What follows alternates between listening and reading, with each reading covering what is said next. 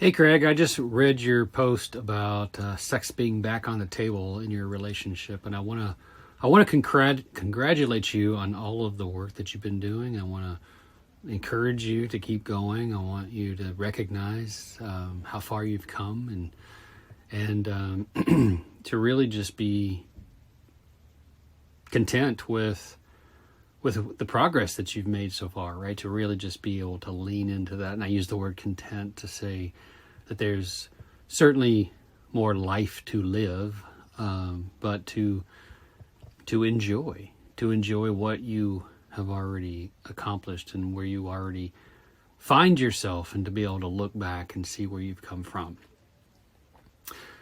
And I want to say to you, I want to encourage you to, as you put sex back onto the table, to redefine what you mean by sex, what your understanding of sex is.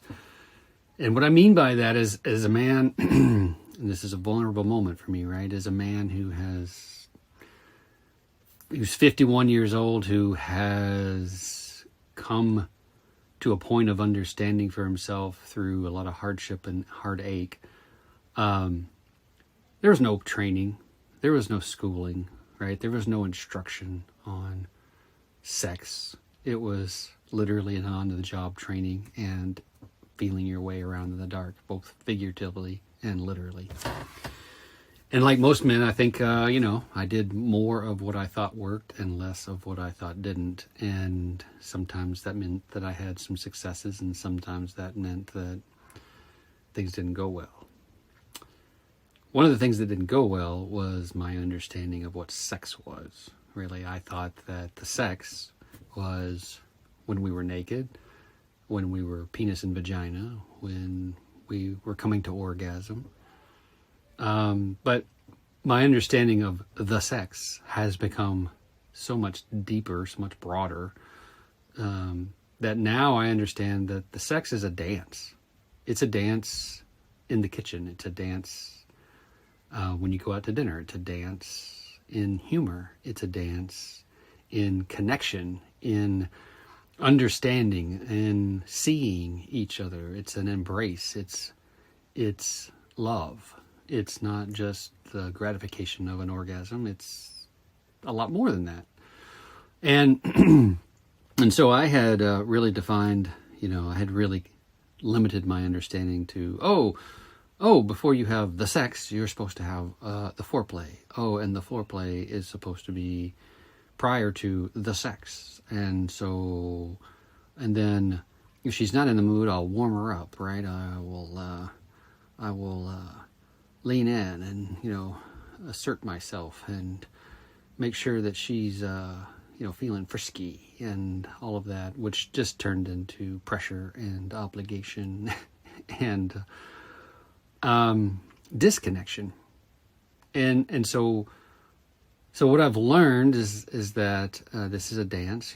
Dennis and Jeff Allen call it the staircase of intimacy, that you can't go, that you've got to go one step at a time, and that sometimes we go backwards on that staircase, and that's okay. And it's important to recognize that what we're trying to do is be in attunement. We're really trying to understand, like, where she is and where we are, and if we're in the same place, and if we have connection, and if we have love and intimacy going on before we are racing to orgasm. And so this is really important, right? Because she needs to feel connected. She needs to feel safe before, she needs to feel emotionally safe before she's going to want to get physically naked with you. I've heard that said before by women, that the reason I didn't want to get physically naked with my husband was because I couldn't get emotionally naked with my husband. So as we're doing this work, and we're learning to listen, and we're learning to be more in tune, we're learning to laugh with her. So important. Like confidence and laughter and not being stressed, being calm, being trustable, being safe. These are so important to a woman.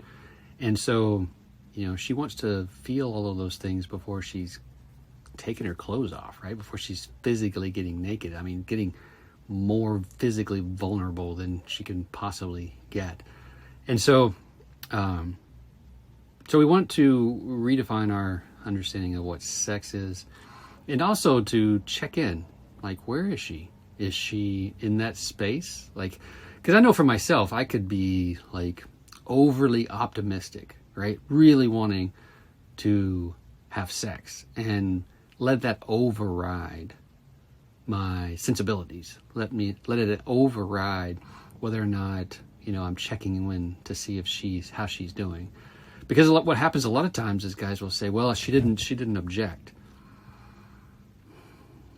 Not saying no is not the same thing as saying yes. When my wife is in the mood, when she's standing in the doorway, when she's giving me the eye, when she's stripping off her shirt and crawling into bed, that's a yes. When I'm kind of pushing in and being hopeful and like seeing if she's going to say no, that's a no. And we know it. It's just that we get overly optimistic. We want it to be. We want her to say yes. And so we kind of push the signs aside, right? We're not tuned in. So it's okay to check in with her and say, hey, I'm feeling this way. How are you? And if she says, I'm not really in the mood. Okay. Well, you know what? I only want to be together when we both want to be together. So it's no big deal. It's okay. It's all right. We can own our desires. We can own our wanting to have her. We can own our erections, the energy in our body, and not make her responsible for it. Not make her have to do anything in order to fix it. Right? We can own those things for ourselves and say, you know what? I may have 10 woodies a day. It doesn't mean that she's on the hook for all 10 woodies. So we have to own that for ourselves and say, you know what? Okay, I'm feeling amorous. I'm feeling frisky. I'm feeling sexual. And she's not. Okay. Well, I'm a loving, kind, generous, accepting, strong, confident man who wants to give his love, his passion, his energy, his excitement to the person who is receptive of it. And then if they're not in that space because of too much stuff on their mind or ailments in their body or whatever's going on, that's okay, right? I don't need to force myself on anybody figuratively or literally. And so we just start coming from a different place. One where we actually, when we are naked together, we actually spend time hugging. We spend time cuddling. We spend time laying heart to heart. We spend time enjoying her naked body. We spend time just being, because we recognize that we don't want it to be over quickly. We don't want it to end. We actually kind of want to make a little bit of a meal out of it, right? We want to kind of stretch it out. And the way that we do that is we slow way down. We pretend like we've been there before and we will be there again. And we just connect with her.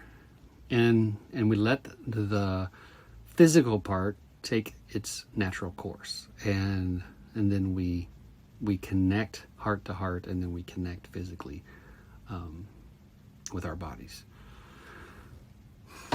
So some things I just want to share with you as I see you saying I'm putting sex back on the table. Just make sure that it's not the same version of sex that's come before. Because you've worked really hard, and it would be a shame to just kind of go back to the old thing that wasn't working. All right, brother, I love you. I'll talk to you soon. Bye.